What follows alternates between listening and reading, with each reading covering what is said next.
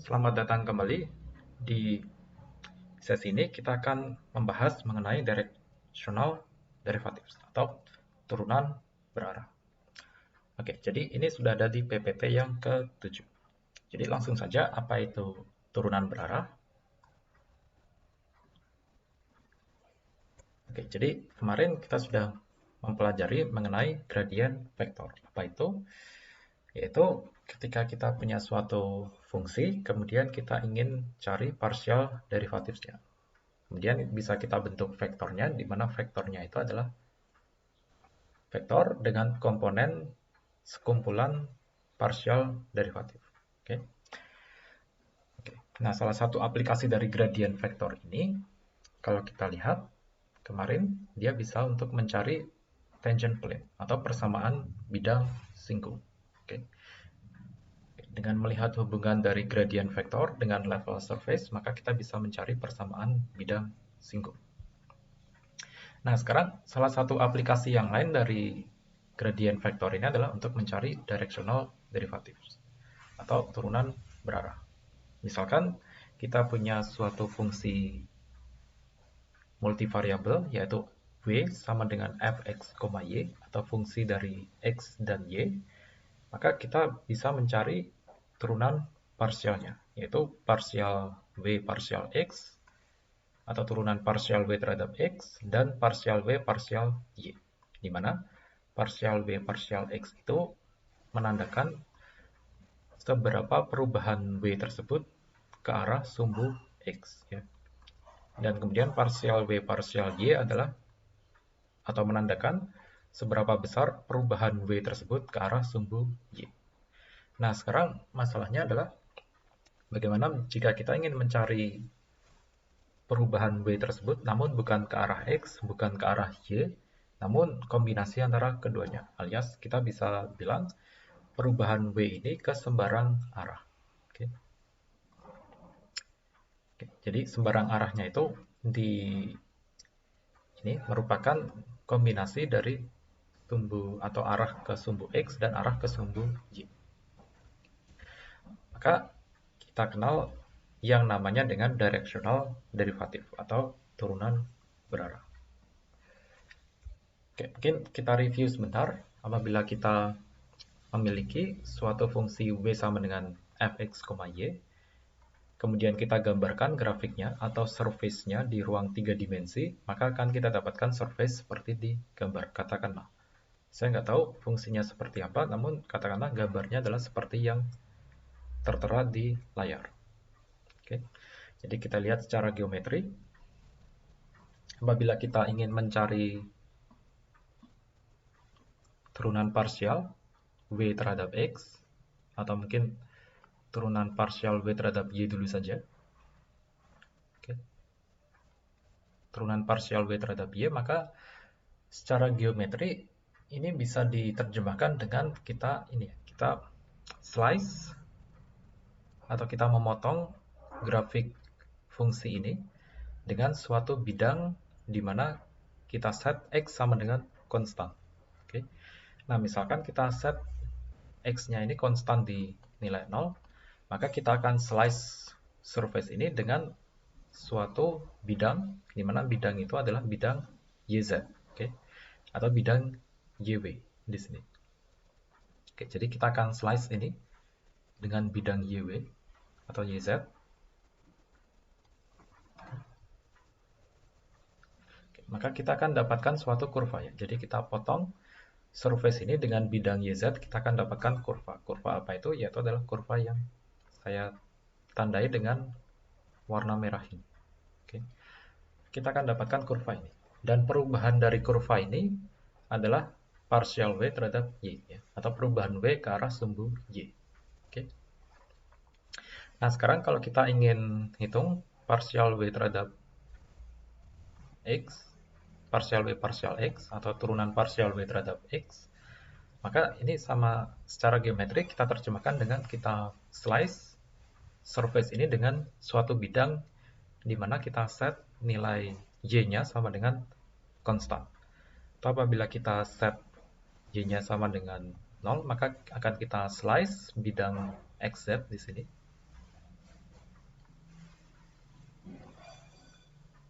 kita akan slicekan bidang XZ di sini ke surface atau fungsi dari W sama dengan Fx, Y. Maka akan kita dapatkan kurva yang akan saya tandai dengan warna merah.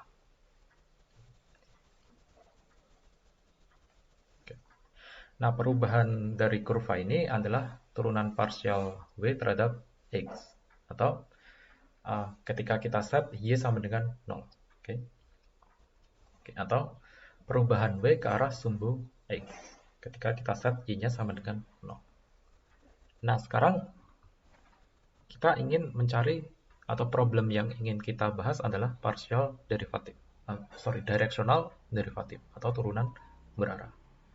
Nah, katakanlah turunan berarah ini kita ingin mencari perubahan W. Perubahan W di sini, perubahan W, namun ke suatu arah yang direpresentasikan dengan suatu unit vektor U di sini, atau vektor U, di mana vektor U digambar dia mengarah ke sini. Nah, maka kita bisa dapatkan turunan berarah tersebut atau perubahan W ke arah U ini dengan definisi dW per ds sama dengan limit delta W per delta S. Di mana delta S tersebut adalah jarak ke arah vektor U atau ke suatu arah yang ingin kita cari perubahan W ke arah tersebut.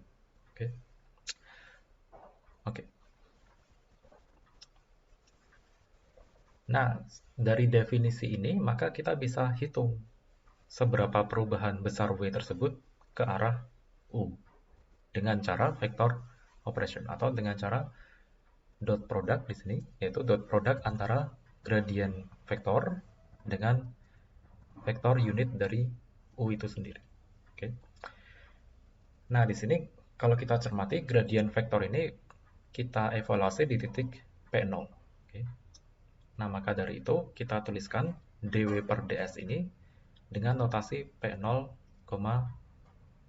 utopik, di mana artinya adalah kita evaluasi gradient vektor tersebut di titik P0, kemudian kita dot produkkan dengan suatu unit vektor U atau utopik disebut.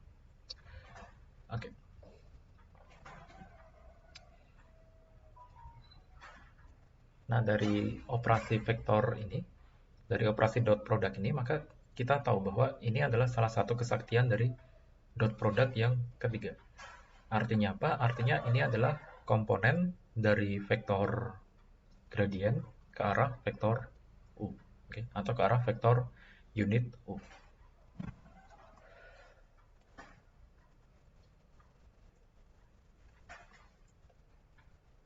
Nah sekarang pertanyaannya adalah mengapa bisa seperti ini? Mengapa dari definisi ini kemudian kita bisa hitung turunan berarahnya dengan cara ini?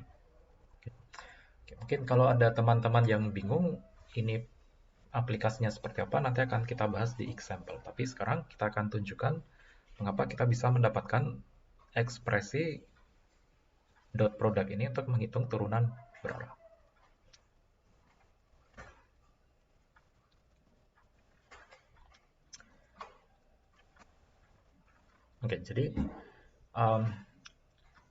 Jadi dari gambar ini saya akan pindahkan untuk bidang XY-nya ini.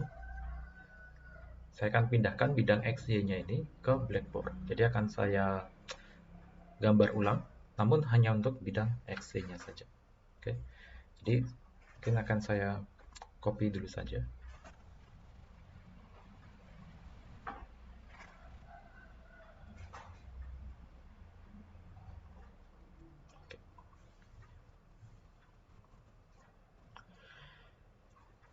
Jadi kita membahas mengenai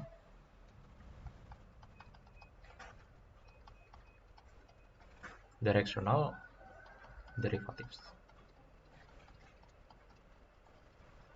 Jadi tadi kita punya suatu fungsi yang apabila kita gambarkan surface-nya di 3 dimensi maka bentuknya seperti di gambar. Nah, saya akan pindahkan Saya akan pindahkan bidang XY yang ada di sini. Akan saya gambar ulang di Blackboard. Oke.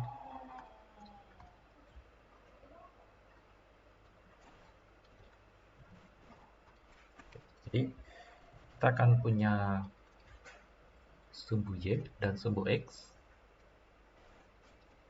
di sini. Oke. Ini sumbu Y, ini sumbu X. Ini adalah Y-axis, ini adalah X-axis.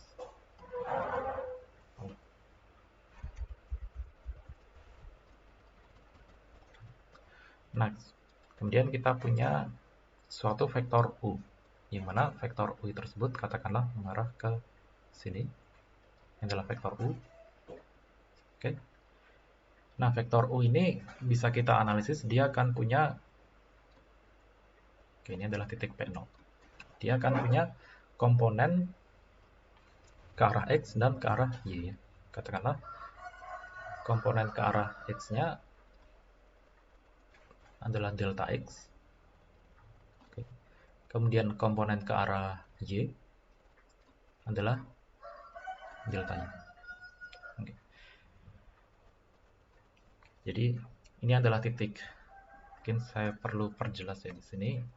P0 ini adalah titik X0, Y0. Sementara di sini kita akan punya titik, di titik ini kita akan punya X tambah X0, Y tambah Y0.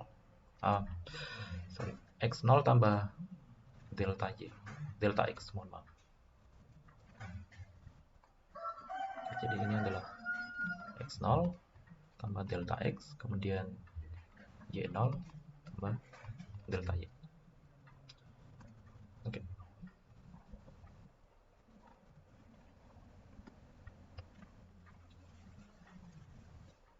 Oke. Nah, sekarang ya mungkin saya tambahkan di sini bahwa sisi miringnya di sini adalah delta S. Ya. Oke. Oke. Nah, delta S ini kalau kita cari dengan Pythagoras, maka akan kita dapatkan delta S kuadrat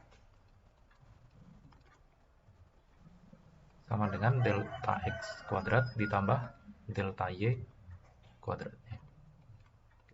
Pythagoras akan kita tambahkan akarnya di sini, tapi kita hilangkan akarnya, maka kita akan dapatkan ekspresi delta S kuadrat sama dengan delta X kuadrat tambah delta Y kuadrat.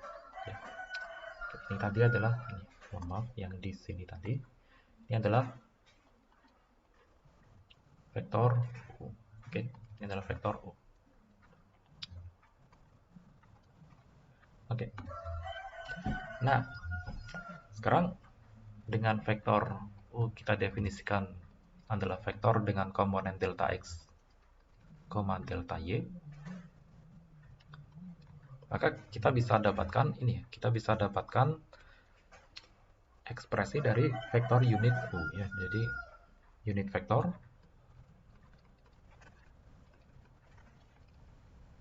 utopi di sini kita bisa cari dengan cara setiap komponen dari vektor U ini kita bagi dengan panjang dari vektor U itu sendiri, yaitu delta S. Oke, jadi delta S di sini adalah panjang dari vektor U.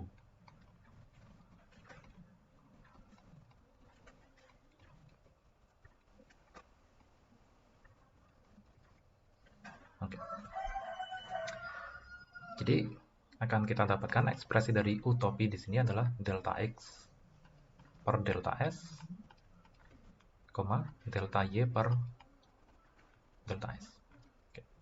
Jadi unit vektor U adalah vektor dengan komponen delta X per delta S dan delta Y per delta S. Oke. Jadi ingat-ingat kembali tentang unit vektor. Kenapa bisa begini? Ingat, clue-nya adalah panjang dari unit vektor ini haruslah 1. Ya. Makanya kita dapatkan ekspresi dari unit vektor tersebut adalah vektor U, kemudian kita bagi dengan panjang dari vektor U tersebut. Oke. Atau kita dapatkan ekspresi di sini. Nah, ini untuk menunjukkan tadi directional derivative tadi caranya sama dengan kita menunjukkan chain rule ya. Jadi chain rule dengan variabel t, kalau masih ingat yang sudah kita bahas di kuliah di pertemuan sebelumnya, di pertemuan sebelumnya. Maka dengan cara yang sama kita akan tunjukkan directional derivative ini. Oke. Yaitu dengan apa? Yaitu dengan tangent plane approximation. Oke, jadi dengan tangent plane approximation atau dari tangent plane approximation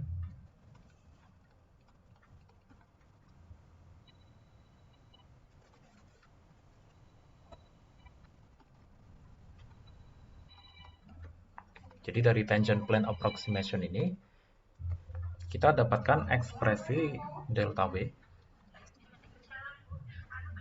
Oke, jadi kita dapatkan ekspresi delta W ini sama dengan, atau bisa kita hampir ya, bukan sama dengan, kita hampiri dengan partial W, partial X yang kita evaluasi di titik P0, kemudian kita kalikan dengan delta X. Oke.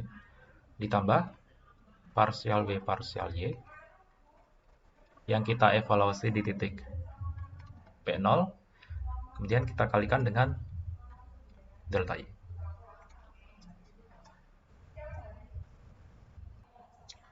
Nah, kemudian kita akan bagi ekspresi dari tangent plane approximation ini dengan delta S ya. Jadi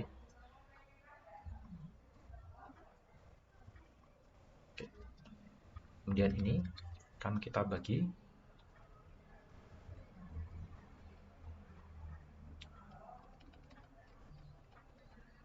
untuk ruas kiri dan ruas kanan dengan delta S. Oke. Maka ekspresinya akan menjadi delta W per delta S akan dihampiri dengan partial W partial X di titik P0 dikalikan delta X per delta S ditambah partial W partial Y dievaluasi di titik P0 kalikan delta Y per delta S. Nah, apabila ini kita bagi apabila ini kita lihat dengan operasi dot product, maka kita akan dapatkan, atau apabila kita lihat dengan operasi dot product, maka delta W per delta S ini akan dihampiri dengan ya, dia akan dihampiri dengan ini, dengan gradien dari W di titik P0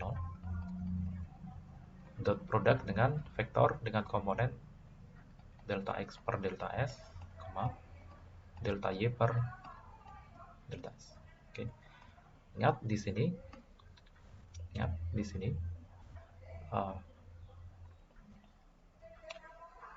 jadi komponen dari gradien adalah turunan partial W terhadap X dan turunan partial W terhadap Y. Oke. Maka akan kita dapatkan operasi dot product seperti di bawah. Oke. Nah, sekarang apabila kita operasikan dengan limit, atau apabila delta S ini menuju 0,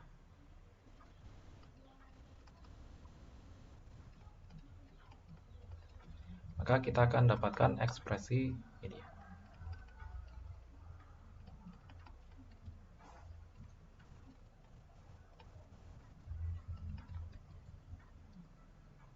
Oke. Ekspresi dari turunan. Oke. Turunan dari dW per ds sama dengan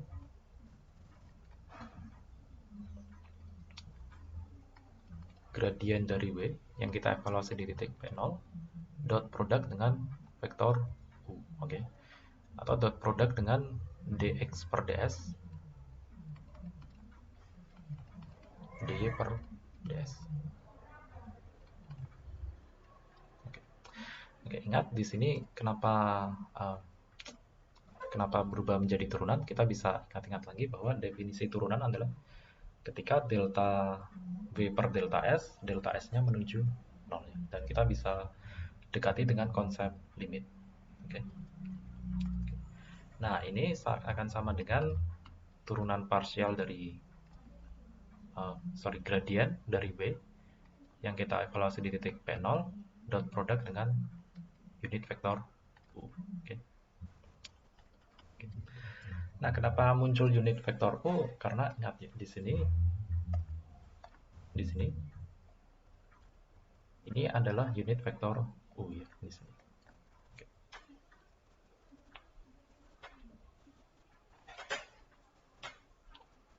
Oke, ini adalah unit vektor U, maka ini juga adalah unit vektor U di sini.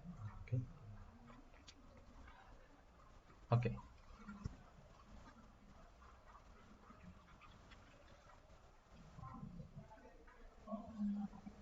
Oke, mungkin Anda dari teman-teman yang bertanya, mengapa kita gunakan turunan di sini, turunan W terhadap S di sini dengan simbol huruf D yang tegak, bukan dengan simbol huruf D yang melengkung. Oke. Jadi mungkin bertanya, kenapa untuk perubahan W terhadap X kita gunakan ini ya, kita gunakan turunan parsial ya, atau D yang melengkung. Sementara turunan atau perubahan W ke arah vektor U atau terhadap S di sini kita gunakan ini ya, kita gunakan bukan notasi turunan parsial tapi turunan biasa ya di sini, atau D yang tegak. Oke. Nah, jawabannya adalah jadi mengapa kita pakai dW per ds bukan parsial W parsial S. Oke. Nah, jawabannya adalah ini. Jawabannya adalah di sini. Jadi di sini kita bisa nyatakan untuk setiap X dan Y ini dengan parametric equations ya. Jadi kita dapatkan di sini Y sama dengan jadi di titik ini, katakanlah titik ini adalah X, Y ya. X, Y itu adalah X0 tambah delta X, Y0 tambah delta Y. Maka akan kita dapatkan Y sama dengan, atau mungkin X dulu saja. Maka akan kita dapatkan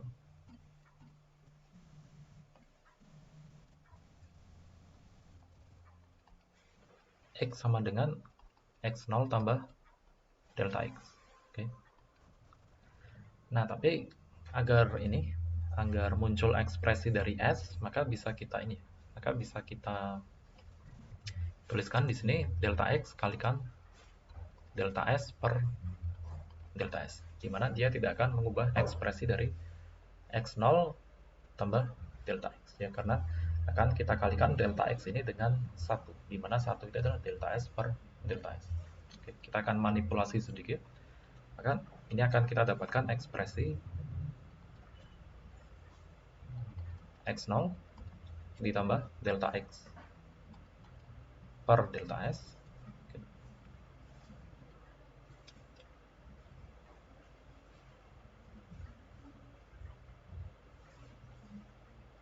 Kemudian kalikan delta S, di mana delta S-nya di sini adalah kita katakanlah S minus S0 ya di sini.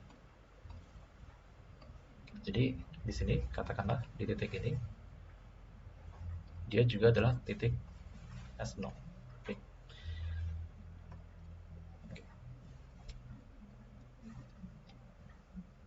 Nah, kemudian untuk Y dengan cara yang sama kita akan dapatkan Y sama dengan Y0 ditambah delta Y per delta S dikalikan S minus S0. Oke.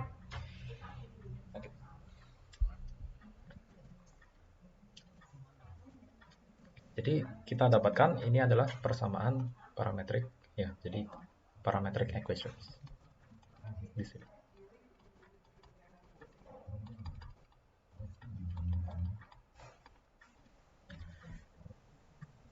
Oke. Oke, jadi katakanlah di sini delta X per delta S ini katakanlah suatu nilai konstan ya. Jadi katakanlah ini adalah suatu nilai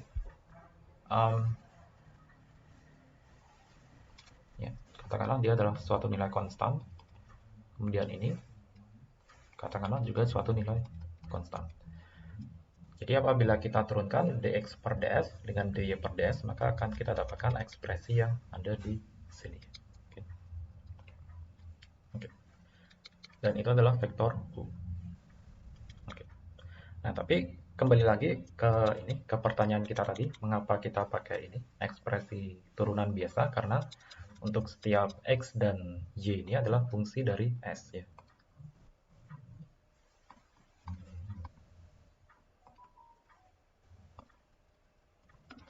Oke, jadi untuk setiap x dan y ini dia adalah fungsi dari s.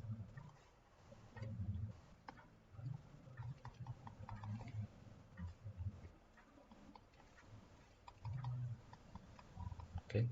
Makanya karena setiap x dan y ini adalah fungsi dari s, ini ingat chain rule untuk variabel ini, untuk single variabel ya. Oke.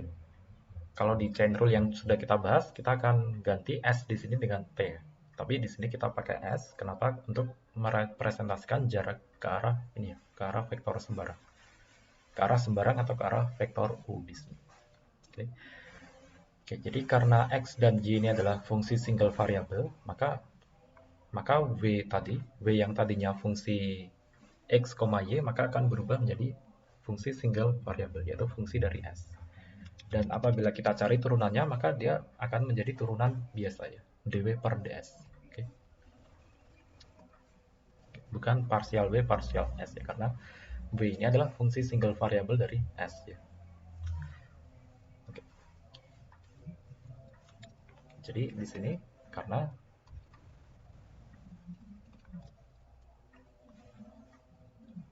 x dan y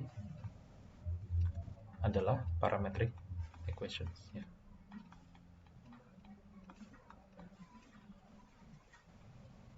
Parametric equations yaitu fungsi terhadap s ya. Jadi kita lihat tadi xs sama dengan x0 ditambah delta x per delta s, di mana ini adalah suatu konstanta ya, katakanlah, dikalikan dengan s minus s0, dan ys di sini adalah y0 ditambah delta y per delta s kalikan s minus s0. Okay.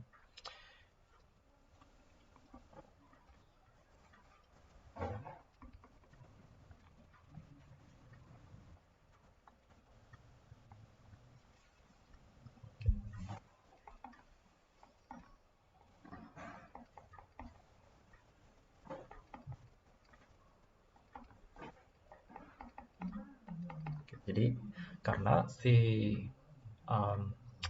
fungsi w ini atau v ini dia fungsi x, y, tapi karena x dan y-nya adalah fungsi dari variabel s, maka bisa dibilang v ini juga fungsi dari s ya.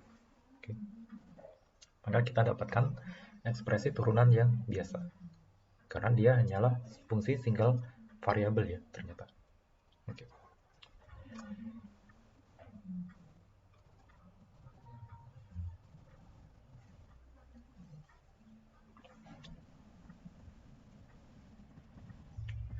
Oke, jadi mungkin langsung saja ke contohnya.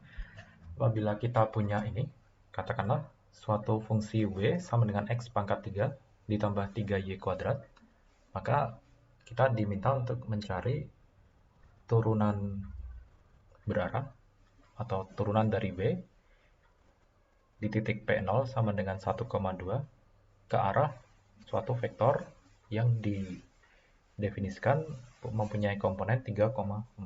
Ya. Oke.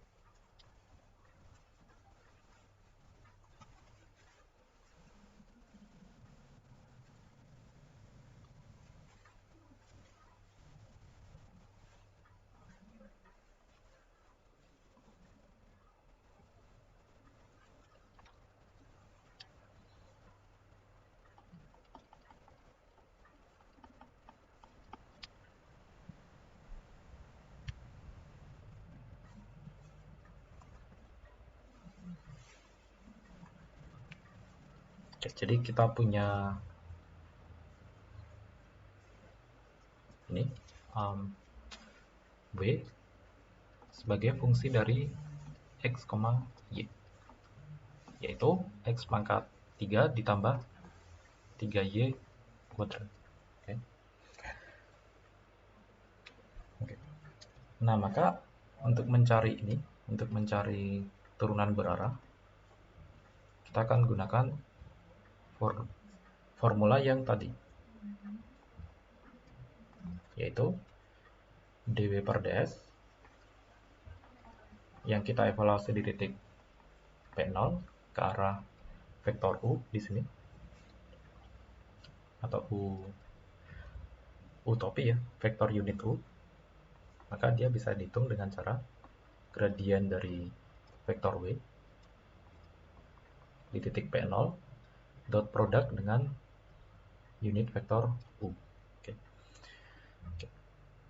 Nah, sekarang maka jelas kita perlu mencari gradien dari W dan vektor unit U. Oke. Jadi kita akan cari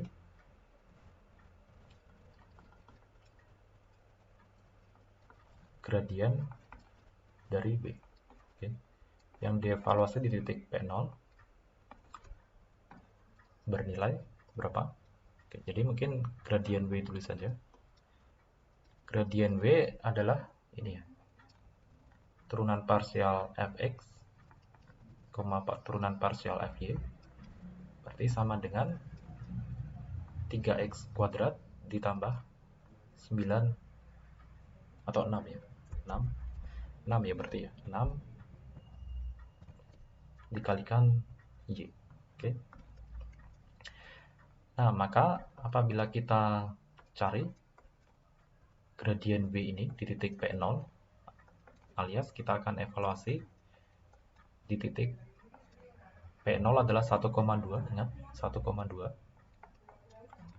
maka akan kita dapatkan 3 kalikan 1 kuadrat ditambah 6 dikalikan y, y-nya adalah 2. Berarti dia adalah vektor dengan komponen 3,12.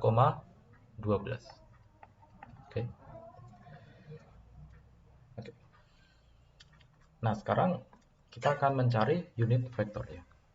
Kita dapatkan unit vektor U adalah, oke, ingat unit vektor U adalah vektor tersebut dibagi dengan panjang vektor tersebut ya. Jadi vektornya adalah V dibagi dengan panjang vektor V. Oke. Oke. Jadi di mana vektor V tersebut adalah 3,4,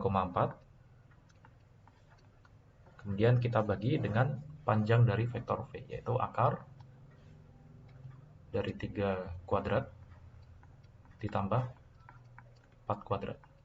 Berapa itu? 9 tambah 16, 25, akar 25 adalah 5. Jadi akan kita dapatkan unit vektor U tersebut adalah 3 per 5, 4 per 5. Oke. Oke, ini adalah 5 ya, bukan S. Oke.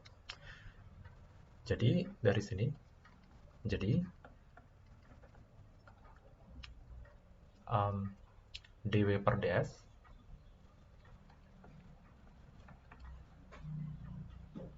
yang kita evaluasi di titik P0 kemudian ke arah unit vektor U adalah ini ya, adalah dot product dari vektor dengan komponen 3,12 dengan vektor dengan komponen 3 per 5 kalikan 4 per 5. Oke. Akan kita dapatkan berapa ini? 9 per 5 ditambah 48 per 5. Hasilnya adalah 57 per 5. Oke. Oke, atau kalau kita sederhanakan akan menjadi 11 2 per 5. Oke, selesai.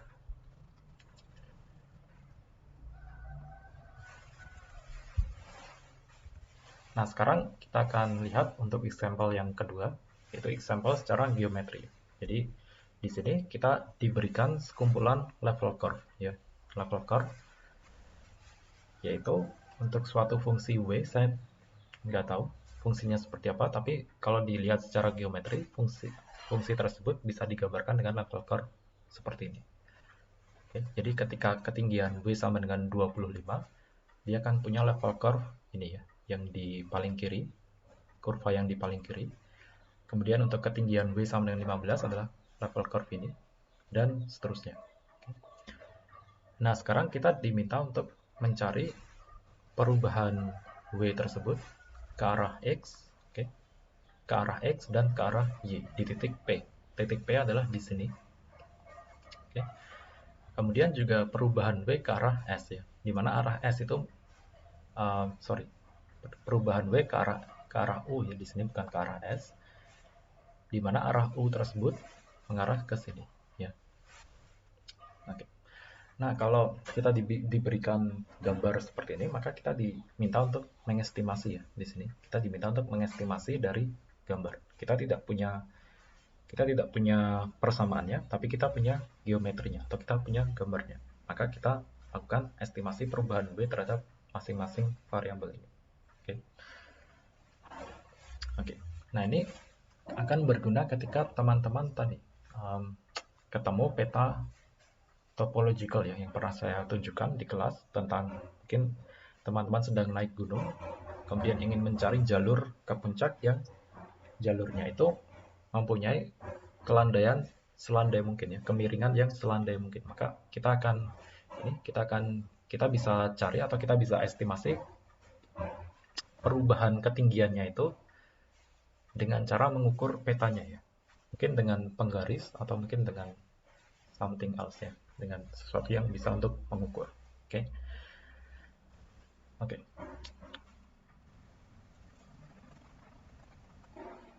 Oke, nah jadi dari sini kita akan cari pertama adalah ini ya. Kita akan mengestimasi perubahan atau turunan parsial W terhadap X di titik P. Oke.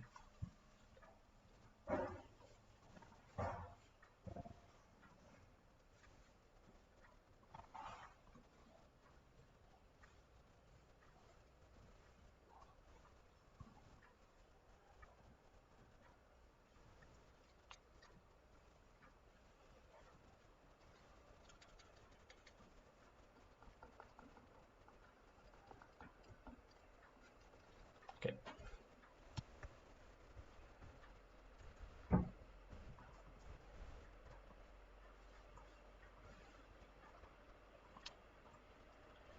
Oke.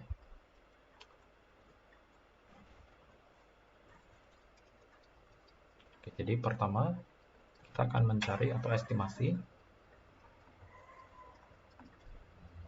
parsial W parsial X yang kita evaluasi di titik P. Oke.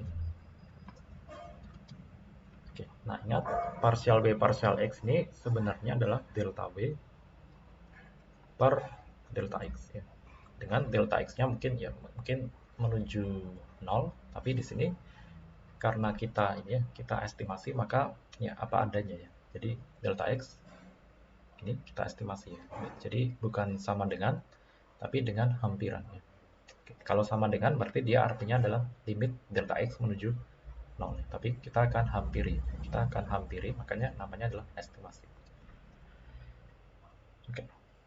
Oke. Berapa perubahan delta W-nya ke arah X di sini? Jadi kalau kita ukur ke arah X ini sekitar setengah ya di sini. Kalau kita ukur, ya mungkin bisa memakai penggaris ya di sini. Kalau kita ukur, ini sekitar setengah ya, setengah unit satuan. Oke. Kenapa bisa dapatkan setengah? Karena dari sini. Ini skala yang diberikan di sini, yaitu 1 itu panjangnya segini ya. Dari sini sampai sini, ini panjangnya adalah 1 ya, skalanya, 1 unit satuan. Kemudian, kalau kita ukur dari titik P ini ke titik ini, oke. Jadi ke level curve terdekat ya, kita ukur ke level curve terdekat di sini. Delta X-nya ini nilainya sekitar setengah. Oke. Jadi delta X-nya adalah sekitar setengah. Kemudian berapa delta Y-nya? Delta Y-nya, bukan delta Y, tapi delta W ya di sini. Delta W-nya adalah 10. Kenapa 10? Karena ke level curve terdekat, dia perubahannya adalah dari W sama dengan 5. Dari W sama dengan 5 ke W sama dengan 15. Jadi perubahannya adalah 10. Delta W adalah 10 ya di sini. Jadi 10 kita masukkan ke sini. Jadi berapa nilainya? Nilainya adalah 20. Oke. Nah, tapi perlu kita ingat bahwa delta X ini menuju ke kanan ya. Jadi delta X di sini apabila kita lihat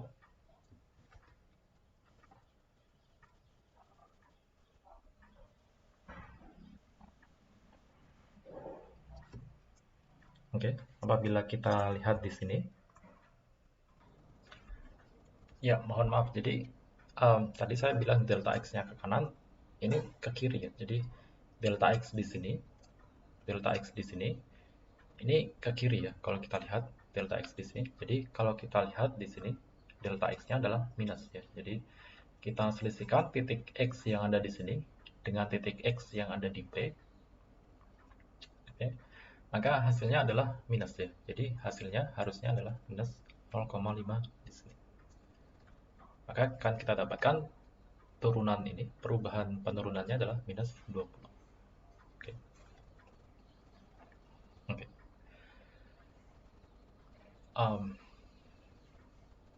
Ya, jadi artinya adalah apabila kita bergeser delta X-nya ini, delta X ini umumnya menuju ke kanannya. Karena X minus P, apabila X minus P ini menuju ke kanan, maka dia akan ke kanan ke sini, berarti ke arah sini. Oke. Ke arah sini, maka dia akan mengalami penurunan minus 20 ya. Kenapa minus? Karena ini ya, W-nya akan menuju dari W sama dengan 5 akan menuju 0 ya di sini. Oke. Dia akan menuju 0 di sini.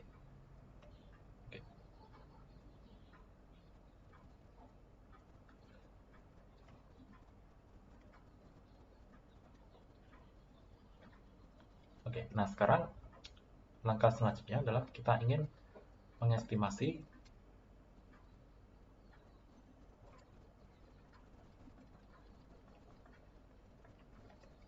parsial W, parsial Y ya, di titik P.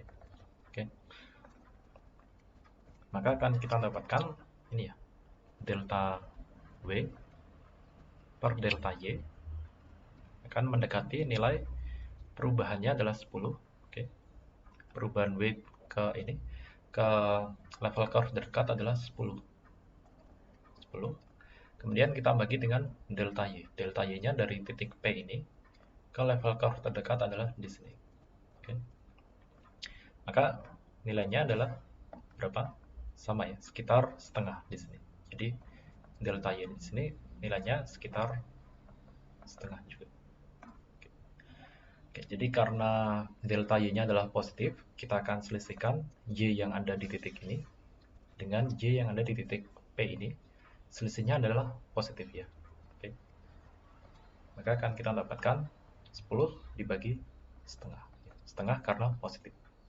Sehingga perubahannya adalah sekitar 20 ya.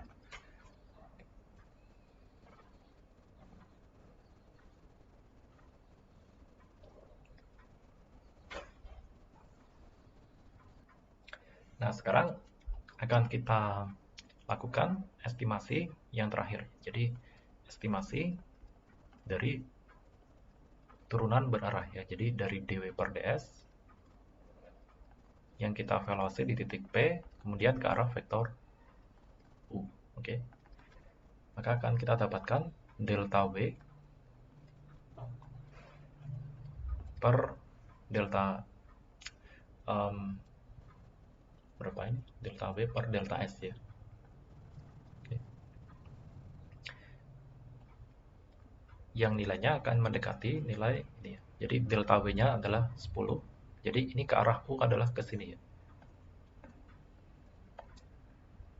Arah U adalah ke sini, tapi kita bisa lakukan ke arah sebaliknya ya, karena level curve yang ada adalah di arah yang sebaliknya. Jadi ke arah sebaliknya adalah ini ya. Perubahan W-nya adalah 10. Kemudian delta S-nya kalau kita ukur dari titik P ini ke titik sini, oke, ke titik sini.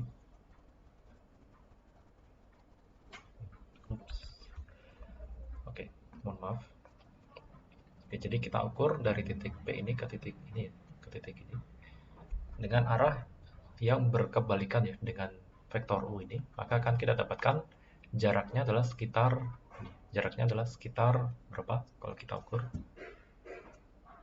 Ya ini bisa diukur sendiri ya. Nanti akan didapat jaraknya sekitar 0,3 ya. Jadi oke, kita akan bagi dengan 0,3. Nah, tapi perlu diingat 0,3 di sini dia melawan arah U di sini ya. Jadi akan kita nyatakan dengan negatif di sini. Oke. Nah, maka akan didapatkan nilainya sekitar 33,3. Mohon maaf, minus 33,3. Jadi turunan berarahnya diestimasi bernilai 33,3. Artinya apa? Artinya adalah untuk setiap perubahan satu unit satuan di S, dia akan menyebabkan perubahan minus 33,3 unit satuan di W. Oke. Jadi akan terjadi penurunan di sini. Oke.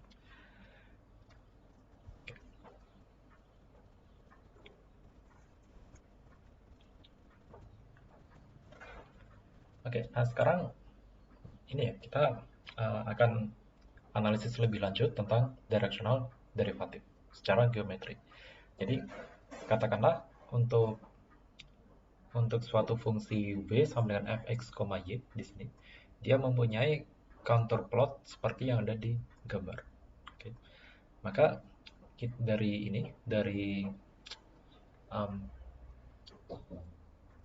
dari gradient vektor kita tahu kemarin bahwa gradient vektor akan tegak lurus dengan level curve ya di sini.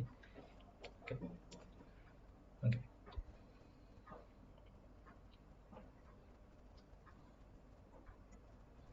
Nah, kemudian dari directional derivative kita akan dapatkan bahwa perubahan yang paling besar atau paling maksimum dari turunan berarah ini adalah ini sama dengan arah dari gradient vektor itu sendiri. Kenapa? Karena kita bisa lihat dari ini, kita bisa lihat secara geometri bahwa dot product antara vektor gradient dengan unit vektor U itu adalah ini besaran gradient dikalikan besaran unit vektor yang mana itu adalah 1 ya di sini dikalikan cos theta. Oke. Jadi akan kita dapatkan ekspresi besaran dari vektor gradient kalikan cos theta. Cos theta paling besar nilainya adalah berapa? Nilainya adalah 1 ya. Dimana 1 itu adalah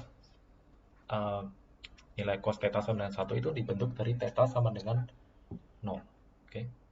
Karena theta sama dengan 0, maka turunan berarah tersebut akan memiliki nilai yang paling besar ketika arahnya sama dengan ini.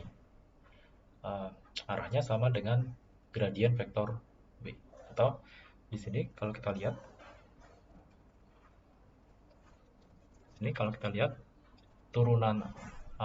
arah unit vektor ini akan menyebabkan turunan berarah bernilai paling besar apabila unit vektor ini memiliki arah yang sejajar ya.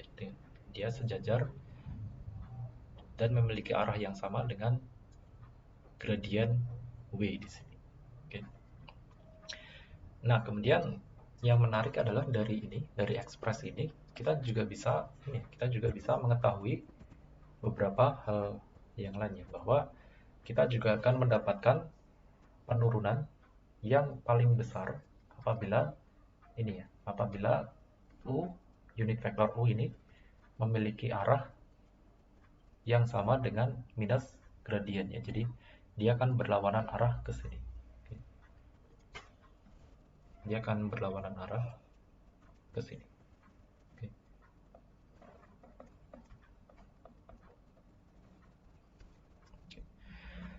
Nah, ketika U ini berlawanan arah dengan gradien ini, maka dia akan mengalami turunan berarahnya akan mengalami penurunan ya.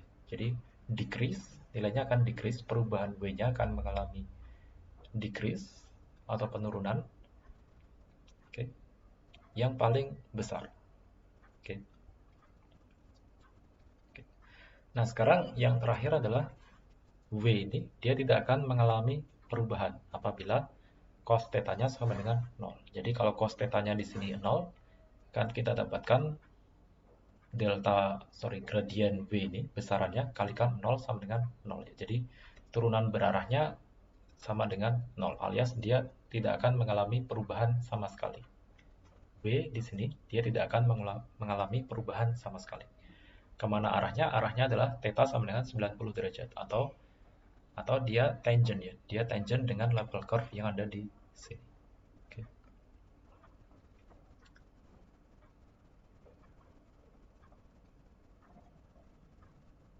Oke. Jadi tangent arahnya bisa ke kanan, bisa ke kiri juga. Oke. Jadi ke arah manapun itu asalkan dia tangent dengan level curve, dia tidak akan si W ini tidak akan mengalami perubahan. Jadi turunan berarahnya akan bernilai 0. Oke. Nah, khusus yang terakhir ini aplikasinya nanti akan menuju ke Lagrange multipliers. Oke. Akan kita gunakan untuk membahas Lagrange multipliers. Yang mana Lagrange multipliers akan kita bahas setelah ini. Oke. Jadi untuk sesi ini demikian untuk directional derivative. Terima kasih. Kita akan bahas Lagrange multiplier di sesi yang berikutnya.